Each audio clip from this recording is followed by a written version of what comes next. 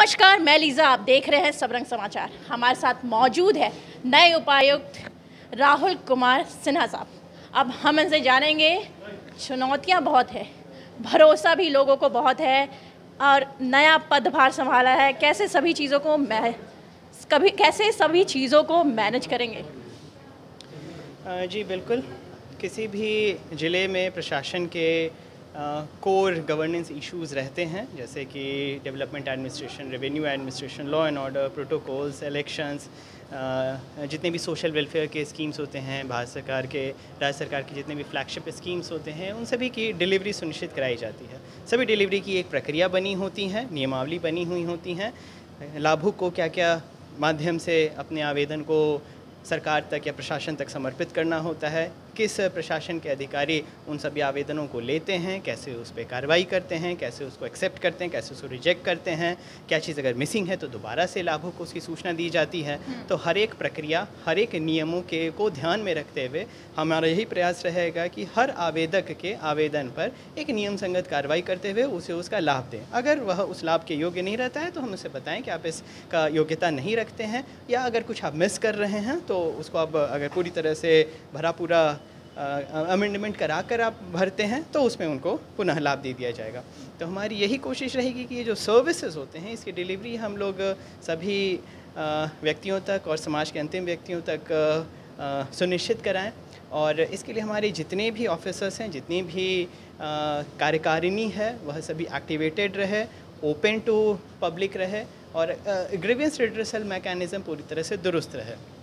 पहला दिन है साहब आपका, और फिर भी आज आपने निरीक्षण पूरे डीसी ऑफिस से लेकर के, आप देख रही हूँ मैं, पूरे बिल्डिंग का निरीक्षण शुरू कर दिया है। पहले दिन ही से ऐसे ऐसे करामत दिखा रहे हैं, आगे चल के क्या कुछ खास करने वाले हैं? ये बहुत सामान्य प्रक्रिया है। आप अपना कार्य तभी कर सकते हैं अगर आप अपने कार्य को जानते हैं, आप अपने अधिकारियों को जानते हैं, उनके कार्यालय को जानते हैं, उस कार्यालय में कितने कर्मीगण काम करते हैं, उन कर्मियों के क्या क्या व्यक्तिगत रूप से टास्क डिफाइंड हैं, उन समय में अगर रीअरेंजमेंट की ज़रूरत है तो यह सब कुछ की अगर जानकारी रहेगी तभी हम अपनी डिलीवरी अच्छे से करा पाएंगे। कहीं कमी पता चलती है तो उस कमी का निराकरण भी करना है। अगर लोग किसी जगह पे वैकेंसी ज़्यादा हैं और काम अधिक है तो वहाँ पे उन वैकेंसीज़ को फिलअप करने की ज़रूरत है। तो आप तभी डिलीवर कर पाएंगे जब आप जानते हैं कि आपकी ताकत कहाँ पर है, आपकी कमज़ोरी कहाँ है। तो ये एक बहुत ही रूटीन तरीका है किसी भी ऑफिस का इनिशियल डेज में इंस्पेक्शन करना, जो कर रहे हैं, और इसी माध्यम से पता चल रहा है कि इससे पहले आप कहाँ थे साहब? इससे पहले मैं डायरेक्टर टूरिज़्म और ट्राइबल वेलफेयर कमिश्नर के एडिशनल चार्ज में था।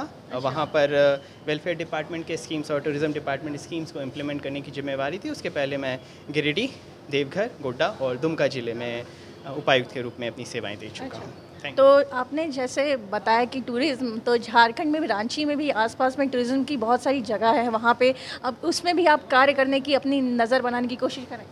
जी हाँ, बिल्कुल। निदेशक पर्यटन के रूप में हम लोग का यह प्रयास था कि रांची में कम से कम एक नया रोपवे, एक स्काई वॉक बन जाए। उसके लिए हम लोगों ने टेंडर भी फ्लोट करा रखा था। तो आपने जैसे बताया कि टूरिज़्म, तो झारखंड में भी, रांची में भी, आसपास में टूरिज़्म की बहुत सारी जगह है वहाँ पे, अब उसमें भी आप कार्य करने की, अपनी नज़र बनाने की कोशिश करें? जी हाँ, बिल्कुल। निदेशक पर्यटन के रूप में हम लोग का यह प्रयास था कि रांची में कम से कम एक नया रोपवे, एक स्काई वॉक बन जाए। उसके लिए हम लोगों ने टेंडर भी फ्लोट करा रखा था। इसके अतिरिक्त रांची में जितने भी टूरिज़म्स के लोकेशंस हैं उनकी रांची के बाहर, राज्य के बाहर अच्छे तरीके से प्रमोशन करा दी जाए, ब्रांडिंग करा दी जाए, जिससे कि बाहर के लोगों को पता चले कि यहाँ पे लोथ फॉल जैसी जगह है, यहाँ पे हुंड्रू फॉल जैसी जगह है, यहाँ पे सीता फॉल, यहाँ पे जोना फॉल जैसी जगह है, और तमाम खूबसूरत टूरिस्ट स्पॉट हैं। सिर्फ रांची में नहीं, रांची के बाहर भी। रांची तो रिप्रेजेंट करता है पूरे स्टेट को।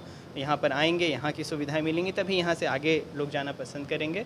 तो उसके लिए प्रचार प्रसार की पूरी व्यवस्था करा रहे थे। जितने भी टूरिज़्म फेस्टिवल्स होते हैं स्टेट के बाहर, उनमें हम लोग पार्टिसिपेट करते थे, जाकर प्रेजेंटेशंस देते थे और अवगत कराते थे कि आइए, और जितने भी लोग आएंगे उनको अतिथि मानकर उनको सेवा करेंगे। रांची वासियों को क्या संदेश देना चाहेंगे?